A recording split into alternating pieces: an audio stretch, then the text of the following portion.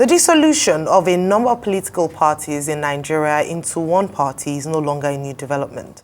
The All Progressives Congress in 2013, ahead of 2015 election, reenacted an already existing trend in Nigerian politics referred to as politics of merger of political parties.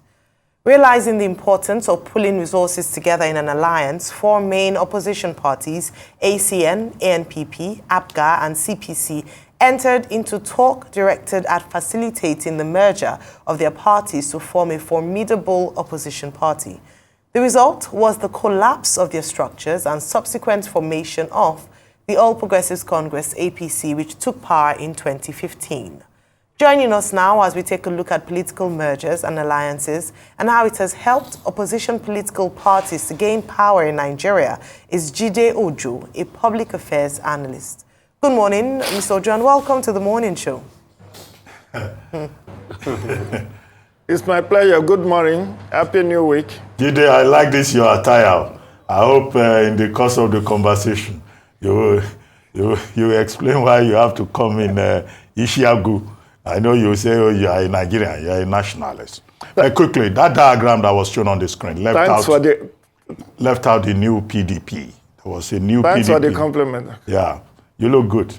You know, that diagram that was shown on the screen. Thank you very much for the compliments, Doc. Yeah, that diagram that was shown left out the new PDP. The formation of the APC included also a group from the PDP calling themselves New PDP, to form the APC in 2014. However, to the question, again, we're back to this situation of political mergers, talks about alliances. Some politicians have been meeting and talking to each other. But while opposition politics is good, these mergers and alliances, as we have seen in Nigeria, whose interest do they serve really? Where is the people content in this beyond politicians just seeking power for its sake? Well, thank you very much, Dr. Abati, and my sister over there. You see, you need to do what you need to do to survive the murky water of politics in Nigeria. And if alliances or, merger is what will make you to succeed, then you have to do it. During the 16 years of PDP, Nigerians were told that PDP was going to run and rule Nigeria for 60 years. That's what Okwezilisi Nwodo, the former PDP chairman, said. But for the merger that took place in 2013, that you mentioned about in that background, that could have happened if the opposition didn't get their acts together to merge and combine strength to be able to upset the PDP in 2015. But you asked a very pertinent question, Doc. In whose interest? First and foremost, politics is about power, and those who want to stake their resources to engage in the quest for power needs to be strategic to be able to make sure that their effort is not an effort in futility. Because as it stands, with APC having won 2 back-to-back presidential elections, if the opposition elements does not get their acts together, it may be another free ticket for APC in 2027. And the one that has worked most, to the best of my knowledge, is this merger. Prior to the merger of 2013, there have been working alliances in time past. Recall that it was even an alliance that we had in 1999 that pushed forward Chief Olufalaye as the combined presidential candidate of the AD-APP. But it didn't go far. PDP was able to win that presidential election.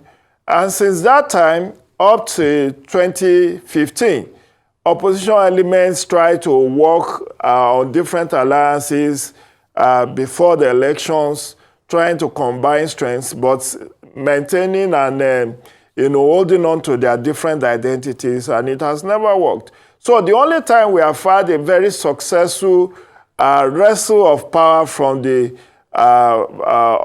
government in power by the opposition has been when there was merger in 2013, before the 2015 national elections. So, and this model is also what has succeeded in many African countries. Look at what has happened in Côte d'Ivoire, in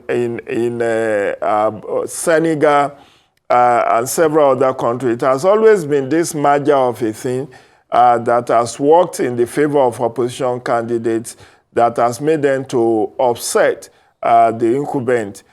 So if that's what it takes, the point is, before you talk about the ordinary citizen and good governance, you must also first and foremost have that power with you. And the only way to wrestle power, to halt your losses in political venture, is by ensuring that your path to victory is very clear and very smooth.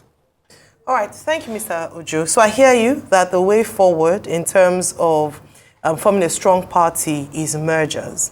However, using the APC or the emergence of the APC as a case study, if you would like, what would you say are some of the key ingredients to make it work? I say this because we've seen a number of parties have conversations about coming together, but it's been like oil and water, not being able to mix properly. That marriage is not successful, and you have challenges of, in some cases, who will then be put forward as the prime candidate, whose interests will be served, who will be the main party, what do the constituent parties bring to the table. But as you've said, it is almost necessary to have. So what are those key ingredients to form a strong mega party, as it were? So you first need to reach out to, we know the combined strength of the opposition candidates, opposition parties rather, not candidates. If you look at the configuration of the National Assembly, in the Senate, there are 7 political parties that form the Nigerian Senate, and in the House of Reps, there are 8 political parties that form the 360-member House of Representatives. So you look among this, so it's APC and others. So the others, led by PDP, you have to look at what is NMPP bringing to the table, what is Labour Party bringing to the table, what is PDP bringing to the table, what is APGA bringing to the table, what is maybe other fringe parties, what are they bringing to the table? Because that's the only yardstick by which you can measure the strength of a party. And whether we like it or not, even within the APC, it wasn't smooth sailing. Right from the word go, immediately after that merger, recall the first convention after the interim administration of Bababisi Akande as the national chairman. When they wanted to elect their chairman, someone like Chief Tommy Kime had to pull out because he felt there was an imposition of the chairman. And that's why he went back to the PDP, and he never returned to APC from there. But he did make all effort to ensure the registration of APC at that time. But Odige Oyegun was the preferred candidate and was more or less the anointed candidate, and he didn't like that, so he had to pull out. And there are people that will tell you that in APC, for the 8 years of President Muhammadu Buhari, it was the CPC members in the APC that really had the bigger chunk of the appointments than the other parties. And that's why a lot of people were very wary and said, okay, we are waiting for our turn. After the Buhari CPC members have enjoyed themselves, now under Tinubu, you have more of ACN members of APC also having their own day in the sunlight. So there will always be that mutual suspicion, there will always be that challenges, but the first and foremost, the first hurdle you need to cross is that you look at the numerical strength of each of the opposition party. and look at who do you want to invite. So PDP still has the bigger majority among the opposition elements. So you look at PDP, Labour, NNPP, APGA, and then the rest. And you reach out, as it's being done currently. Since last year, there have been efforts made by someone like Alhaji Atiku Abubakar trying to cut the opposition, to let them join forces, combine forces, to be able to form this. Because if you have to form a merger, you must do that at least latest by 2025, so that you will have consolidated and pass through your, overcome your teething challenges before 2027. You cannot wait longer than 2025 before you do your merger. That's what happened in the case of APC. They had a certificate by INEC by July 31st, 2013. That was 2 clear years ahead of 2015 election. So you need to reach out, first and foremost, look at the combined strength. If you look at what each of the, what is the strength of each of the member of the opposition in the National Assembly, then you reach out to them. If their leadership were in favor, you start looking, because if it's a merger that you are looking for, then each of those parties that merge will lose their identity. So you cannot refer to Alliance for Democracy again, because AD is already dissolved into APC. You cannot talk of ACN today because ACN has dissolved into APC. You cannot talk of CPC today because it has dissolved into APC.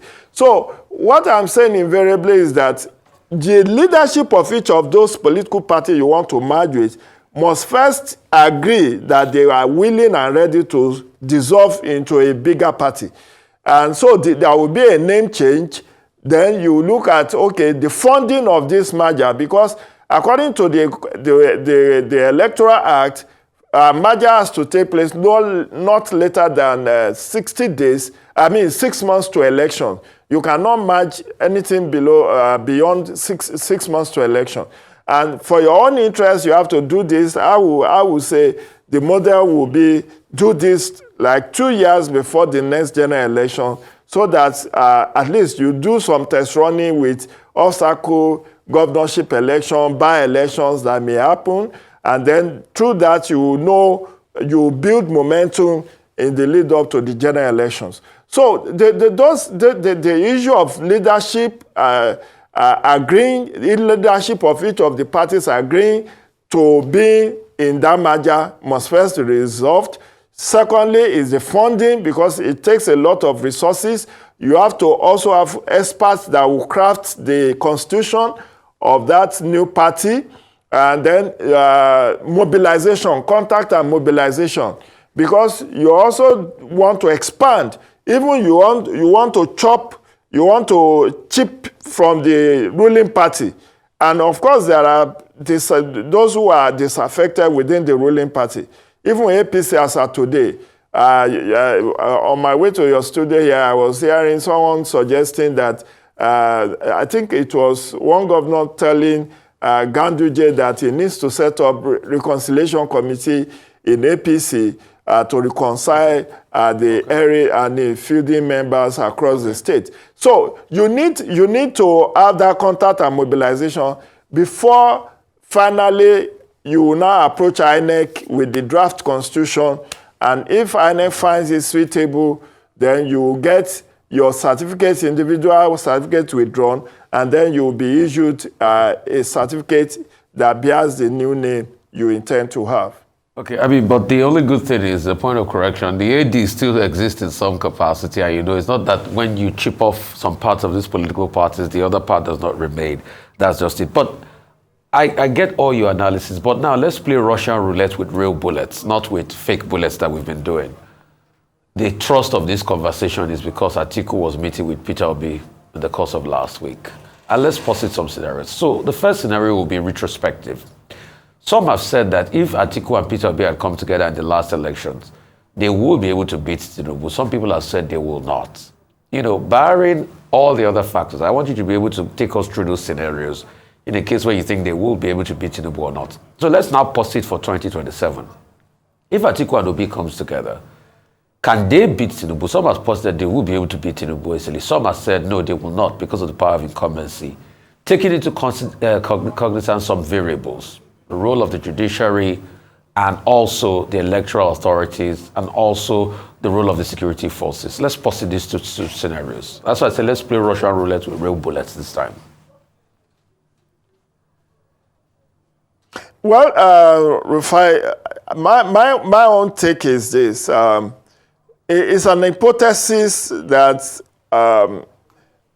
you can only hazard a guess that I am one of those who felt, okay, if Atiku, Peter Obi, and Kwakwanso have combined forces in the lead up to 2023 election, given the figures, the strength they showed in the presidential poll, they will have easily defeated the emergence of Bola Ahmed Tinubu. However, ahead of 2027, Tinubu is just 1 year in office. There is still some 2-3 years by which we can measure in terms of economic. Recall that one of the factors that worked in the favor of APC in 2015 was the economic and security issues. People were tired of what they perceive as the lackadaisical attitude of Goodluck Jonathan in fixing the security challenge, particularly after the fallout of the abduction of Chibok girls in 2014. Then the economy was in doldrums. People started calling him clueless. They felt he has no idea on how to turn around the economy. And that was when APC sold Nigeria the dummy. Oh, we can bring Naira exchange rate from whatever it was, maybe 140 Naira to $1 to $1 to 1 Naira. But it never happened. So people are disillusioned even with APC as it were. 8 years of Buhari, people thought the suffering is at the peak. But today, you can see many skit makers making a caricature of this administration. And even the economy speaks for itself. Look at the exchange rate, look at the cost of living, look at the even issue of security, the challenges among us. And if this does not get tamed ahead of 2027 election, the ground may be fertile for opposition element to cash in and win. Never say never. Irrespective of whether somebody has power of incumbency or you are in control of the security apparatus, it did happen. I mean, there are people who stuck out their neck and said, in Nigeria, it has never happened that a sitting president will lose an election. But it happened in 2015. Heaven did not fall. So if it has happened once, it can also happen again. The bottom line is for people to be behind you. If the economic issue does not get addressed in a timeous manner between now and 2027, if the security does not get fixed, if the infrastructural deficit and all of that, I mean, Section 14 sub 2B of the Constitution of the Federal Republic of Nigeria talks about security and welfare of citizens being the primary purpose of government. So we have seen from the presidency down to the states, incumbents losing election. So if it happens in 2027, it's not going to be any big news. It has happened severally across several states. We saw it in Ekiti. We saw it across several states where incumbents lost. Even in the case of Kwakwanso, they first won and then lost and became Minister of Defense and then went back and contested and won. It always happens. And nothing is predictable, and politics is one thing you cannot, it's just like football. You cannot predict the outcome with certainty how people will react. Whether you are in control of all the forces coercion or whatever, it doesn't mean you cannot lose. The guarantee, the safest and the biggest guarantee you can have is for people to be on your side. If people feel that you have delivered on your campaign promises, if people feel safer, if people feel that there is now their lives are better under your governance, then maybe you can say you coast home to a re-election.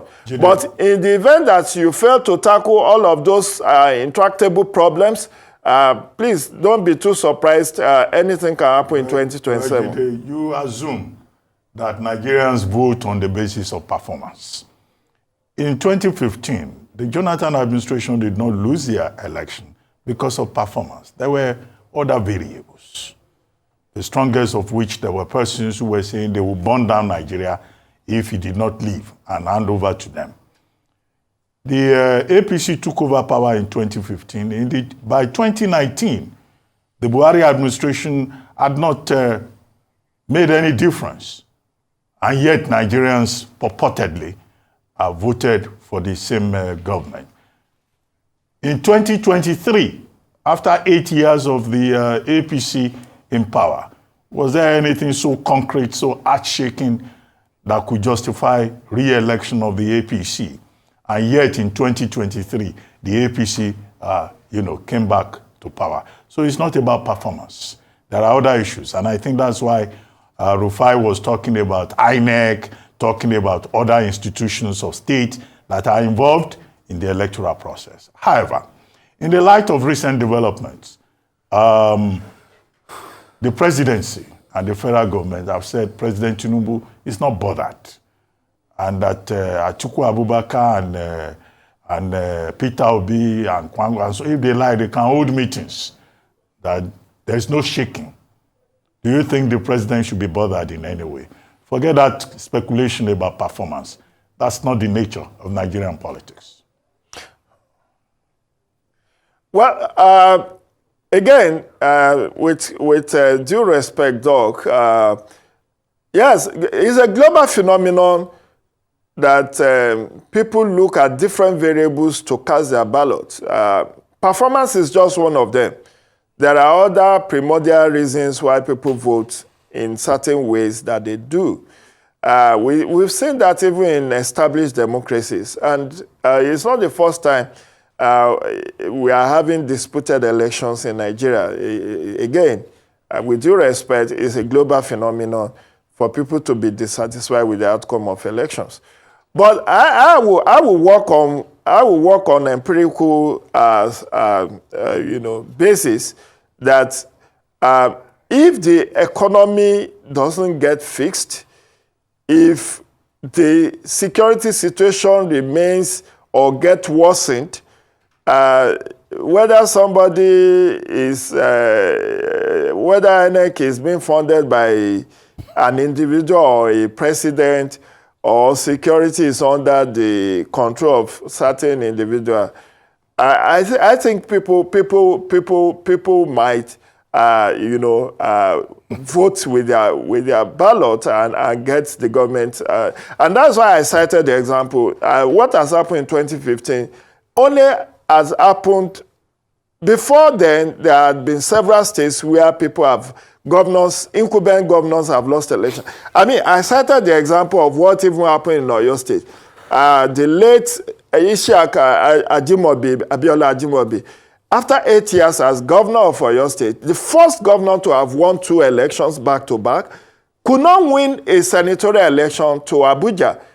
And he couldn't believe it. And it's still the people voting and saying, we are not going to reward you for this. Ibrahim Dankwabo, it happened in Gombe. After 8 years, people say he performed very well, but he was denied the opportunity to come to Senate until 2023 election. So there are different dynamics. I quite agree with you on that basis. There are different dynamics that shape or that influence elections.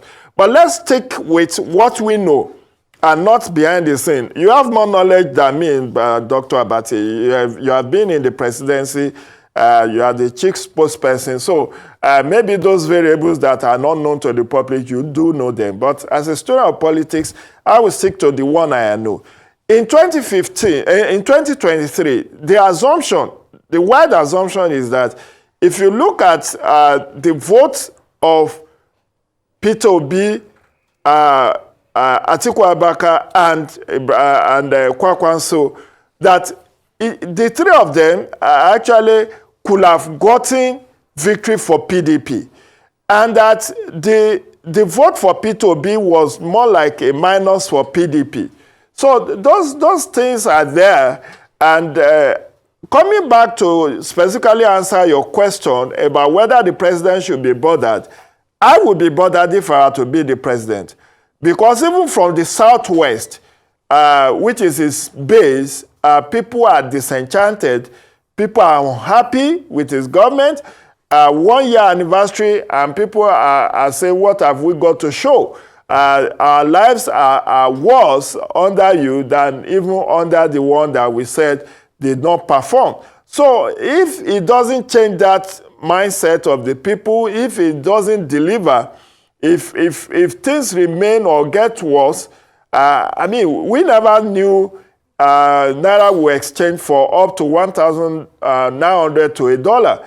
We never knew the price of food and other commodities can be this high, and Nigerians will still be living. Look at the negotiation on minimum wage now, where labor is asking for 615,000 Naira, and that's just a modest costing, given the standard of living which has been pulverized. Yes. Well, thank you so much for your time this morning, Mr. Jide Ojo. Insightful conversation. I'm sure this is not the end of this permutation and analysis with regards to mergers for political parties.